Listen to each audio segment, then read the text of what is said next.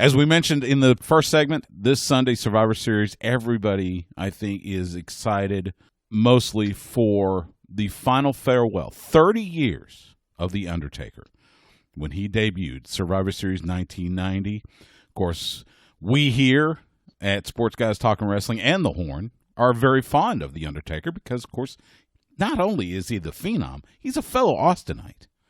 And who better to talk about The Undertaker than the young lady joining us on the Vaqueros Cafe and Cantina hotline. She is a two-time Divas champion. She was the first ever Divas champion, two-time WWE Women's champion, and a former school teacher on top of that. So that just adds more to her legendary status. Another fellow Austinite and the wife of The Undertaker, Michelle McCool. Michelle, how are you? I'm great. How are you? I'm good. How are things down in Southwest Austin? They are good. They're calm. They're excited for Sunday. They are just full of gratitude. I mean, 30 years is a long time. It's a book that's unfolded in front of all of us, and it's been a well-written book that my husband has produced. So I'm excited for him, and I can't wait to see him do his farewell. Absolutely. Series on Sunday. Absolutely. Yeah. As all of us that have followed his career, for so long. Right. Before we get to him, I want to talk about you first because you're pretty legendary in your own right. Like I mentioned, first ever Divas champion. You've held that title 2 times. You held the women's title 2 times. Look at the women's roster today. What's the biggest difference between today's roster and the great group of women that you shared the locker room with in your heyday? Well, I mean, the roster is stacked athletically, but the women are getting the time that they deserve. When I was there, we had to fight and claw our way just to get 2-3 minute matches. Now they're given, 20 plus matches. They're main eventing WrestleManias and other pay-per-views and just doing huge things. So that's a huge difference. It's just the airtime that they are getting, rightfully so. Something that I do wish we'd have had back in the day. I'm grateful for what we did have, but I think that's definitely the biggest difference between then and now. Would it be fair to say that the group that you were with Layla and Candice Michelle and that group, I say that was the transition to what we see today. So you helped put those bricks in place to get to what we see today with women in Hell in a Cell and the right. WrestleMania events. Would that be fair to say?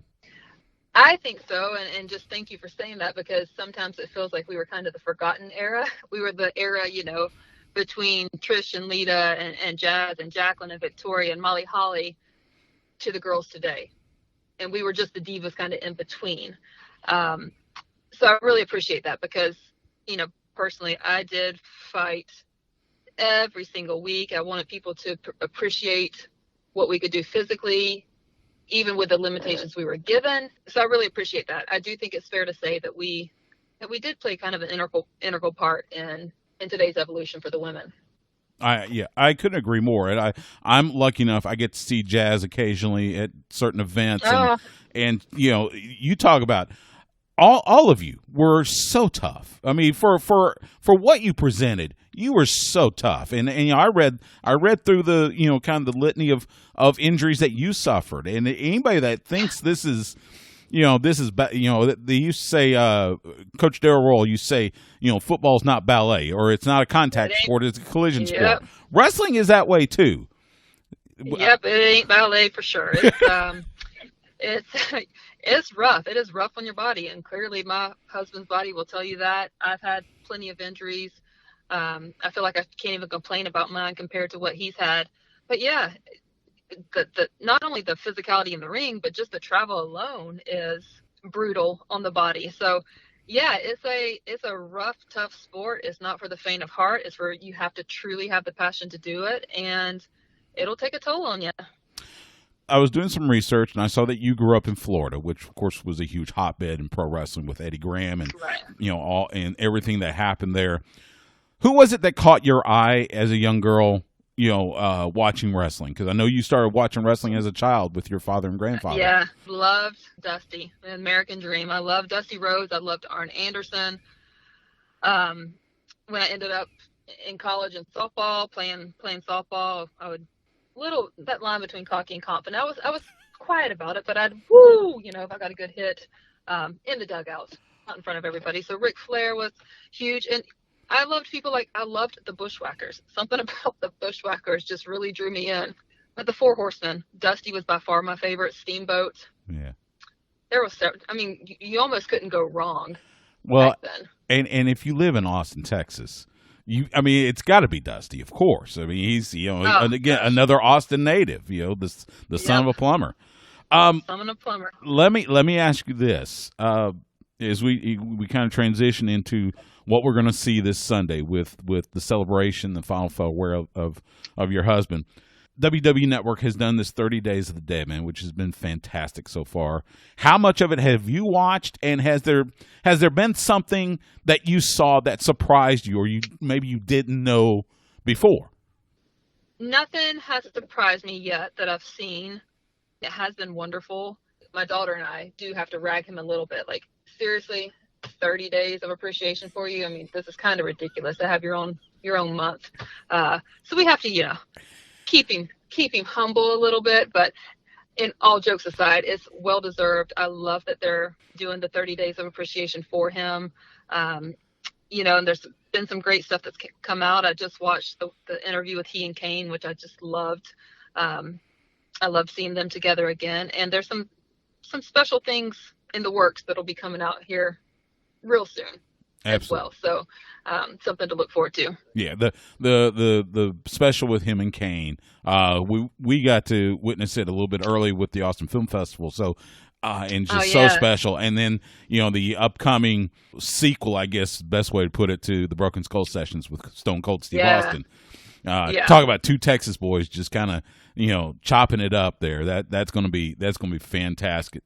That one might involve something I don't know. Okay. All right. Good to know. Time will tell on that one with those two together. Who knows? Good to know. Now, I know that the Undertaker is a huge Texas Longhorns fan. Of course, we are the flagship station for the Texas Longhorns. And I know, in the first Broken Skull Sessions, he talked about how he became attracted to you was because of your passing skills with the football. Simple man. So my question is, have you reached out to Sam Ellinger, see if maybe get some, give him a few pointers, or is he good to go?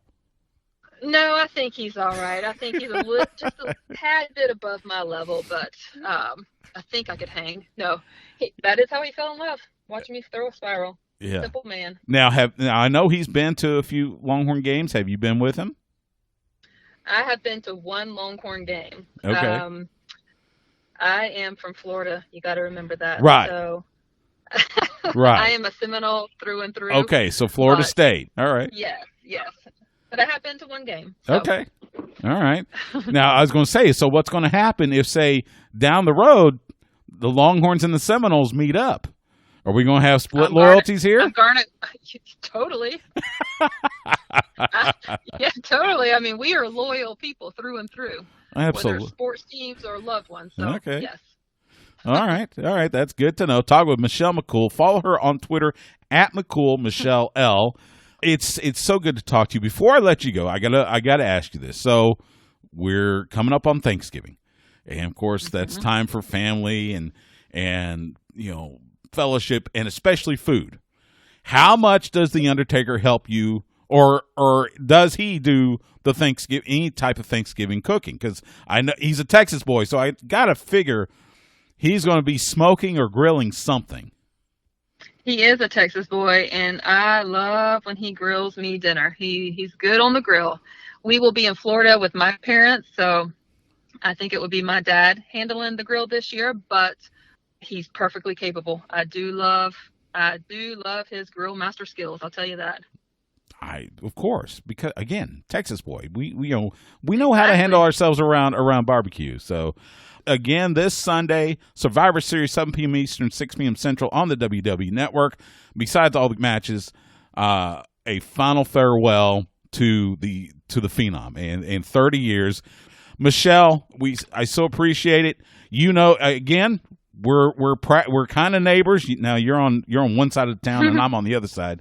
But Close enough. and by the way, if you guys ever want to see some high school football, we do the Lake Travis Cavaliers on the Horn, and Mark Henry comes out all the time. You know, his son is playing ninth grade football for the Cavaliers.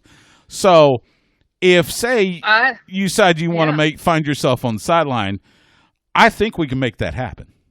Just let you know. I'm going to hold you to that because it's nearly impossible to get a ticket to high school football here in Texas, and I love watching high school football. So, I'm your host. Might call you on that. Michelle McCool, thank you so much for your time. Thank you. Have a good one.